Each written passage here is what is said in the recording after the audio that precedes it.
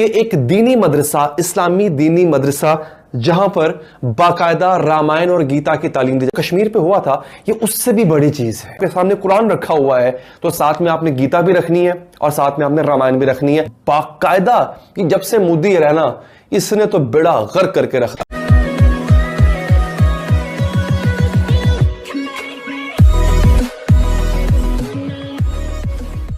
नमस्कार दोस्तों, अब हमारे योगी बाबा कुछ भी कर सकते हैं। अब यहाँ पर बात ये हो रही है कि भाई जब से प्रधानमंत्री मोदी प्रधानमंत्री बने हैं और जब से ये योगी यूपी के सीएम बने हैं, तब से खासकर यूपी में कई सारी चीज़ें चेंज हुई है। हालांकि अगर आप देखो तो वैसे पूरे इंडिया में बहुत सारी चीज़ें चेंज हुई है। अब बात यहाँ पर हो रही है कि यूपी के कई सारे मदरसे हैं, उसमें अब कुरान तो पढ़ाई जाती है लेकिन साथ में रामायण और गीता भी पढ़ाई जा रही है। और देख लीजिए, अब यहाँ पर अगर उल्टी सिचुएशन होती ना कि कोई गुरुकुल होता जिसमें रामायण गीता पढ़ाई जाती और साथ में कुरान पढ़ाई जाती, क्या सेक्युलरिज्म है भाई, भारत का मान गए। लेकिन अगर यहाँ पर थोड़ा उल्टा हो जाए तो नहीं होगा। अब आपने कई सारे वीडियोस देखे होंगे जिसमें मंदिर के अंदर कई सारे मुसलमानों को नमाज पढ़ने के लिए परमिशन दी जाती है। कहते हैं कि यही तो इंडिया की खूबसूरती है। लेकिन क्या कभी आपने ऐसा सुना है कि मस्जिद के अंदर प्रार्थना की जाए, आरती की जाए, कोई हवन किया जाए, कभी कोई ऐसी सत्यनारायण की कथा की जाए? कभी आपने ऐसा नहीं सुना। तब खूबसूरती पता नहीं कहाँ चली जाती है।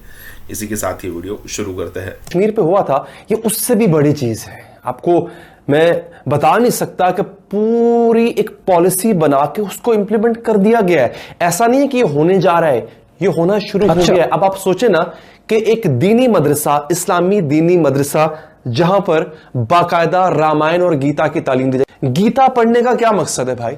वो नहीं पढ़ना चाहता, वो मदरसे में कुरान की तालीम हासिल करने गया है, उसको रामायण नहीं पढ़नी है। इसी तरह जैसे किसी हिंदू को कुरान नहीं पढ़ना तो ना पढ़े भाई, उसको फोर्स नहीं कर सकते। लेकिन यहां बाकायदा फोर्स किया जा रहा है। भगवा रंग क्या होता है? भगवान का रंग। ठीक है, हिंदुस्तान में दो किस्म के मदारिस हैं नाज़रीन। एक मदरसा वो होता है जिसको हुकूमत चला रही है, मतलब हुकूमत की फंडिंग से मदरसा चल रहा होता है। एक मदरसा वो होता है जिसको मुसलमान खुद मिल बांट के अपने खर्चे जमा करके उसको चलाते हैं। अब इन्होंने किया ये, इन्होंने पहले 100 मदारिस, इस्लामी दीनी मदारिस ऐसे कि जिनके अंदर जो उनका कंट्रोल हुकूमत के पास है, जिनकी फंडिंग हुकूमत के पास है, वहां पर इन्होंने लाजमी करार दे दिया कि अगर आप कुरान पढ़ रहे हैं, आपके सामने कुरान रखा हुआ है, तो साथ में आपने गीता भी रखनी है और साथ में आपने रामायण भी रखनी है। आपने दोनों पढ़ना। मुरादाबादी साहब ये कहते हैं कि हिंदुस्तान का आईन की दफा 25 ये कहती है कि हर किसी को अपने मजहब की तालीम पढ़ने और प्रचार करने की आजादी है। तो आप किसी पे थोप कैसे सकते हैं? अब मैं आपको एजेंडा बताता हूं थोपा कैसे जा रहा है। और बड़ी अजीब बात आपको बताने जा रहा हूं नाज़रीन। भारत के जो मरकजी वजीर तालीम है रमेश पोखरियाल, उन्होंने ये स्कीम लॉन्च की है, संस्कृत जिसे कहते हैं। ये अब बच्चों को संस्कृत सिखाई जाएगी ताकि वो रामायण समझ सके, चाहे वो गीता समझ सके। भाई मुसलमान बच्चे ने गीता रामायण समझ के क्या करना है? वो तो पहले ही दीन हक पे है मेरे भाई। खैर जनाब, अब आप सुनिए जरा आगे क्या होगा।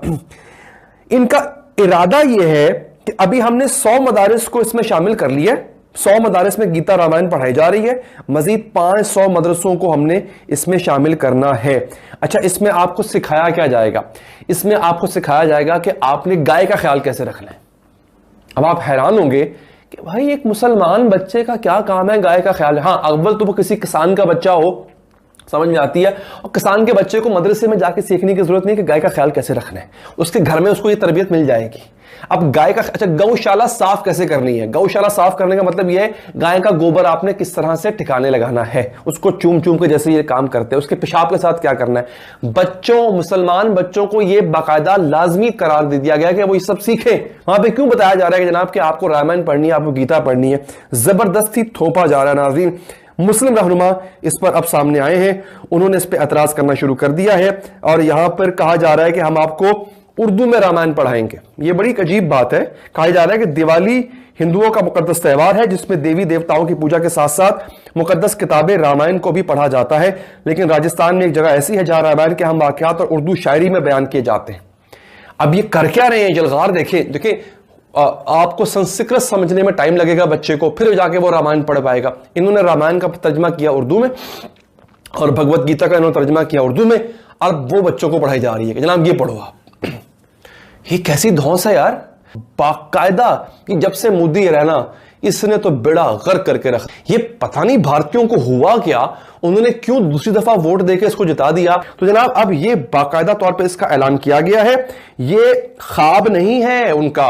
मैं आपको दोबारा बता रहा हूं दोस्तों, ये बाकायदा उन्होंने इसका ऐलान कर दिया है और इन्होंने कहा है कि जनाब ये आपको पढ़ना होगा। और ये होगा ये कि हाँ ये आरएसएस जो है, हाँ आरएसएस जो है ना वो इसके पीछे है। आरएसएस का किसको नहीं पता, सबको पता है। बीजेपी की जो आप यूं कह लें कि जो असल बीजेपी के पीछे हाथ है वो आरएसएस का ही।